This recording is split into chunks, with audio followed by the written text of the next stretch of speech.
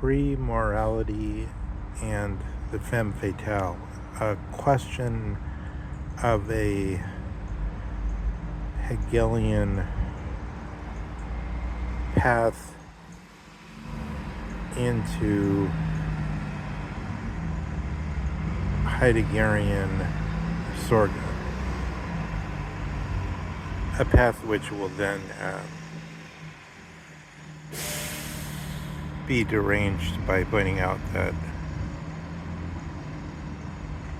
the zeitgeist or Zeitalter in Hegel corresponds to presentism, which is exploded by the observation that the horizon, or as it were, circle drawn around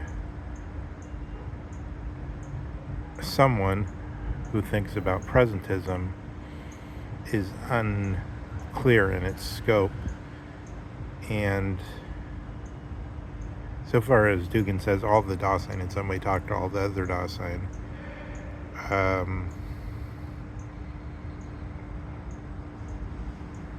There's only not even yet one hermetically sealed Zeitalter, as Hegel thought.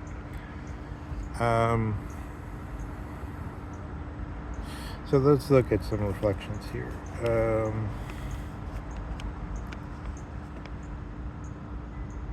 Culture unfolds in quote-unquote time. It's time in scare quotes. Associations and organizations as the objectification of Geist. So one could say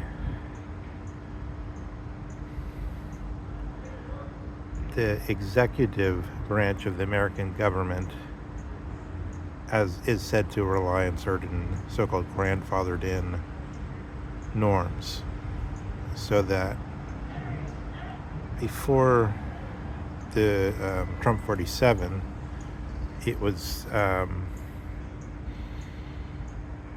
regarded as wrong to totally subordinate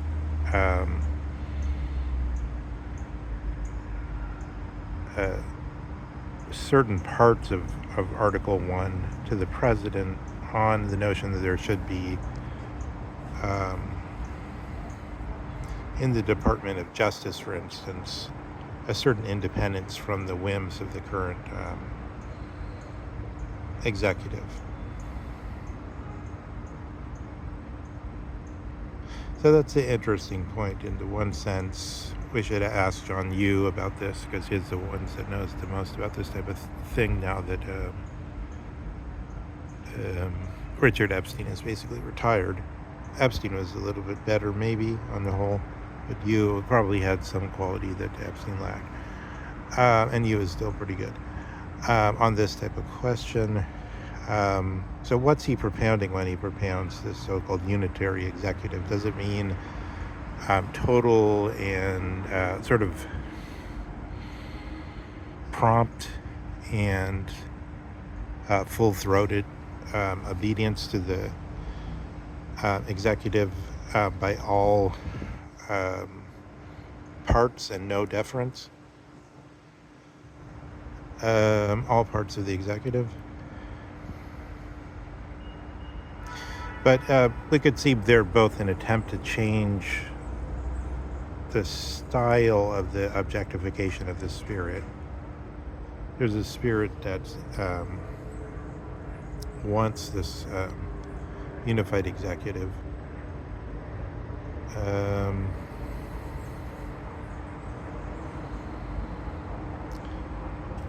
So let's look at Heidegger, as mentioned, Edward Meyer. So we always get this formula, like the thing about history, so taken in the most abstract sense, and this is mentioned in this discussion between the, I think Shatov and the character Liz and The Possessed, where there's saying, she's saying, well, the only tendency I want in this encyclopedia that I want you to help me make. Actually, her idea is like to get the most important newspaper articles and journal articles, and then put them into a kind of a Jahrbuch or something, so that one can at a glance survey, this is what happened in 1878 or whatever. And then I think it's Shatov. I'll say Shatov. Shatov says, well, I see. So you want a collection of articles according to a tendency. And then she said, no. What I want is the rational, neutral account, no tendency. The only tendency is objectivity. Okay, the only tendency is the facts, and the facts don't care about your feelings. And then Shatov, I think if it is Shatov, he says, well, a tendency is not really such a bad thing after all. So this is sort of what we're talking about in terms of the clarification of the question of a tendency in connection to the thing. There must be some selection of the materials, which will then probably show a pattern, constellation. The materials are the reified thing, the so-called factum, the thing made in history, but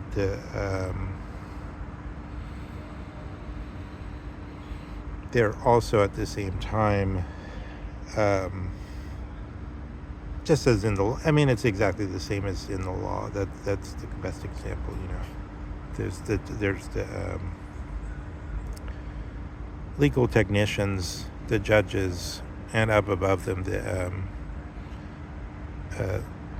the jurists, the jurists proper who do legal theory, and they distinguish the law from the de facto, de jure from de facto. And then correspondingly, what the jury's the duties of the jury from the duties of the other parts of the court, and the judge, and the judge has to do casuistry, exercise judgment,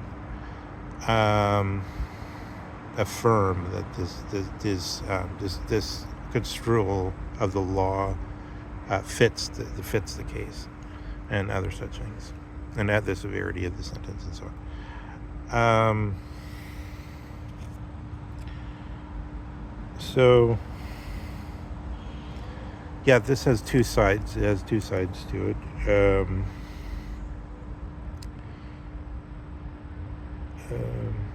An interest must be determined by a point of view. Okay, so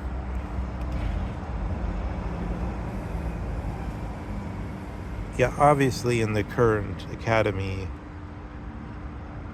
aside from following in history this interested directive version, it also has a point of view, which is like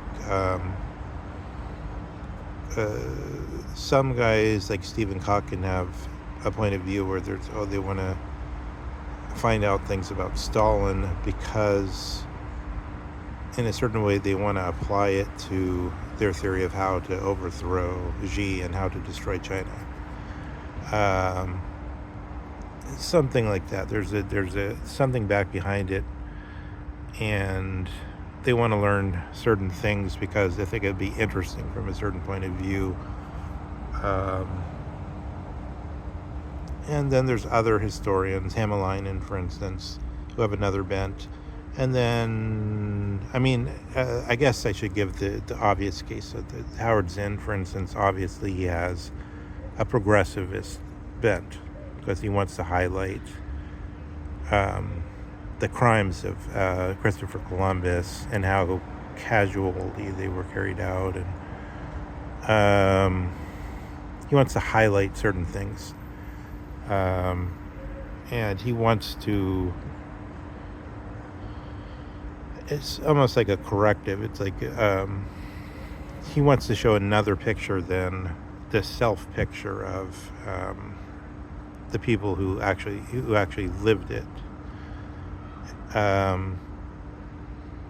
Hamalainen, it's sort of a more objective case of that, where Hamalainen said, well, we have the self-picture according to the manifest destiny people, but of course I'm jumping ahead in history. I guess, no, he's dealing with much earlier. According to the conquistadors, let's say. But that's more closer to what he's talking about. In time. But we didn't have that much from the Cherokees or from the other side. And then he wrote these two books. I think one of them is called Indigenous Empire or something like that. Indigenous Continent. I don't know. I read one of them some time ago.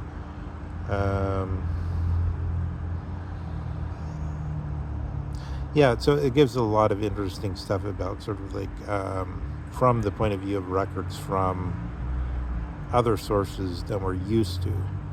And this is what they said about themselves. So there's different ways you could sort of, your discipline could tell you this is what's a valid or an acceptable piece of history writing. So that's one way we're selecting things, according to this version. Yeah, so as acceptance and here we have this possibility of understanding the assimilation of the alterity that we see in the other time. And then there's this question here, like whether the alienness that then constitutes what Heidegger and Leo Strauss calls historical consciousness or historical sense. The sense of sort of the alienness of the other times, or the which then begins to coincide with the other cultures. So, for instance, I give an example of sort of a simple-minded person I talked to about this, who is bent on one notion. What happened when the Japanese soldiers in World War II were on the other side of the, say it was a bridge on the River Kwai, and it said the Japanese were taken prisoner. So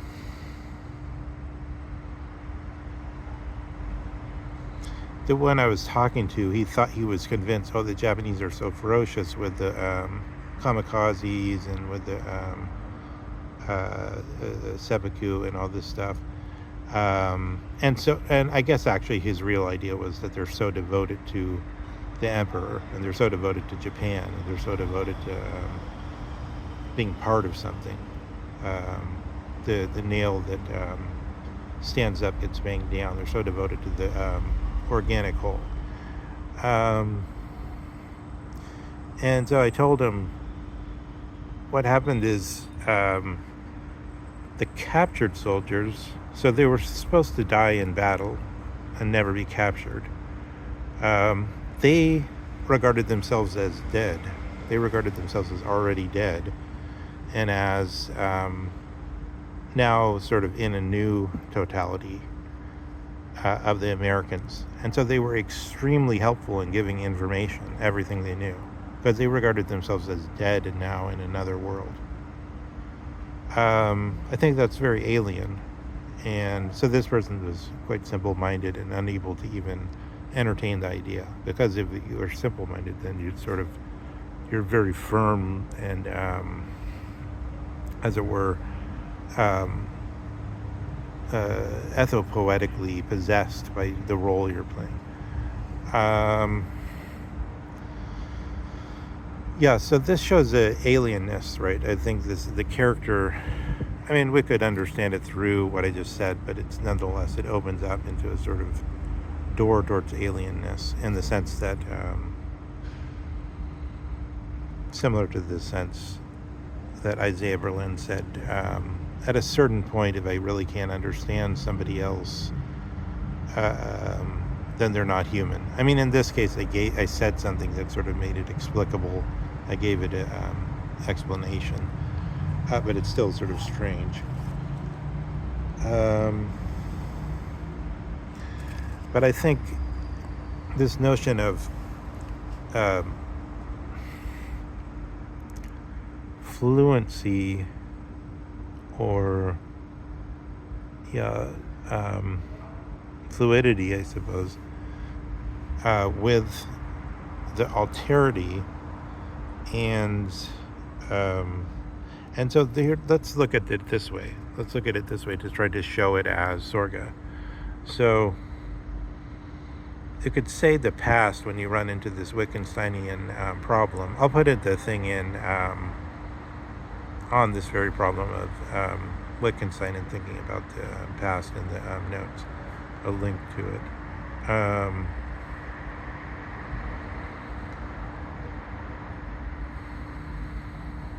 Is the past something going on in the brain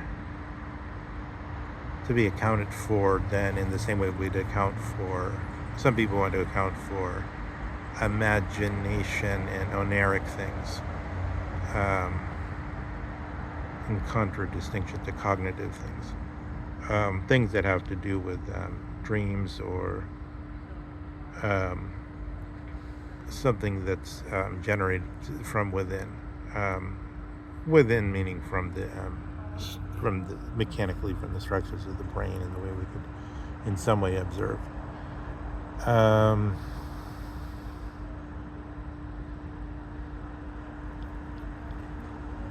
Yeah, or is the past something we're actually, I'll just say objectively in some generic way, thing-likely, as a thing, or we're hypostasizing it, or reifying it, or taking it as a thing, the past. Now, I mean, I guess this is like in Tarkovsky when he says, what was it all like? When he says, like, about that, we had this problem in Andrei Rublev, because we were like, what was daily life really like at the time? And they wanted to get it sort of more or less true. And you know, there's the queer opening scene with the blimp or whatever, with this hot air sort of blimp, like it's a Renaissance type of experiment, almost like Da Vinci type of experiment.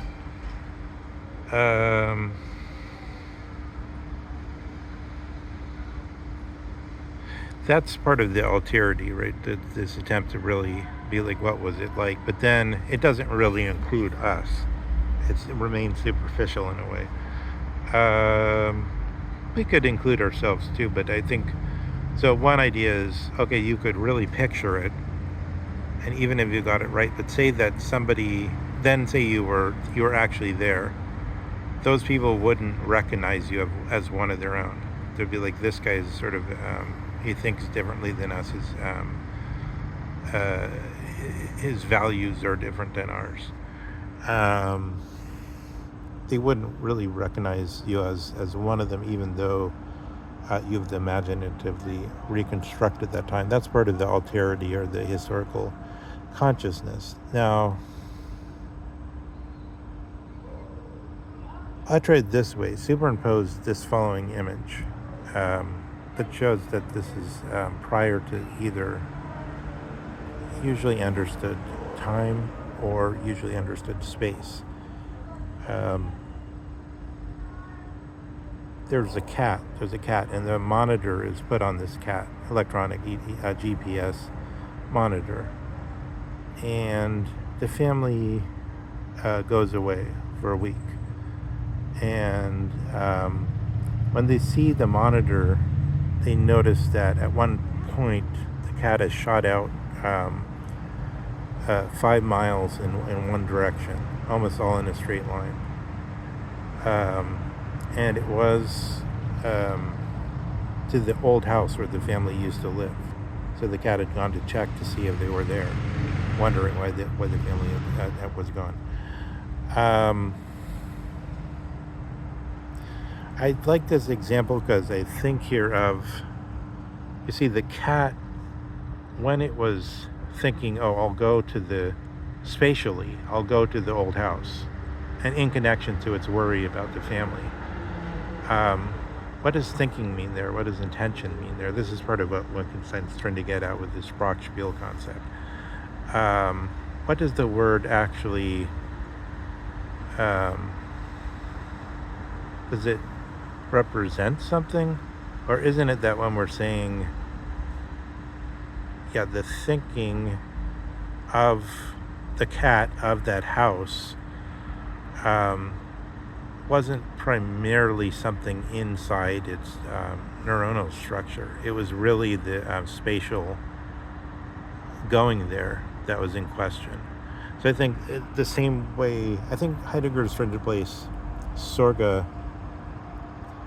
within this complex of alterity, which at first is intelligible through the notion of the different times, but it's ambiguous. Different times, different cultures. It's actually ambiguous in Hegel. The concept of culture is not yet developed in Hegel. Cultures originally meant agriculture or something that's been cultivated, and then the idea was there's only one. It's a general process. It's simply a process to which is it's not sliced up into different types of it. It's like higher, lower.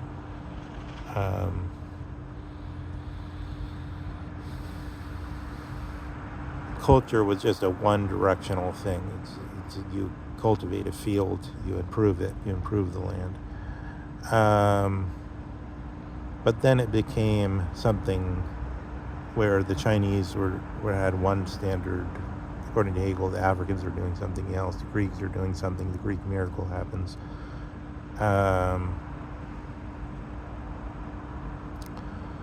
There's a difficulty in situating this concept, which I think it's not stated and it's sort of just empirically buzzing around.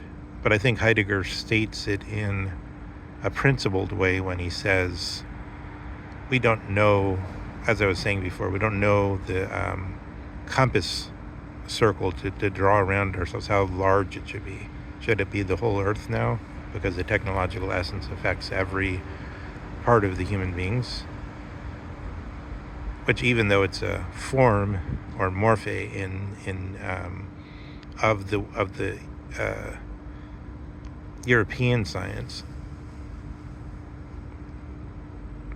has come to be a form of all the human beings. I mean, except the ones that are totally disconnected from the rest of us. And even they probably, I don't know. That's a question whether they're to be conceived of as part of it, because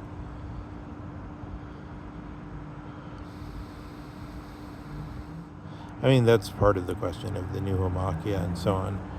But in any case, I think this is can be a fruitful way to think about Heidegger, the Hegelian path to Sorge.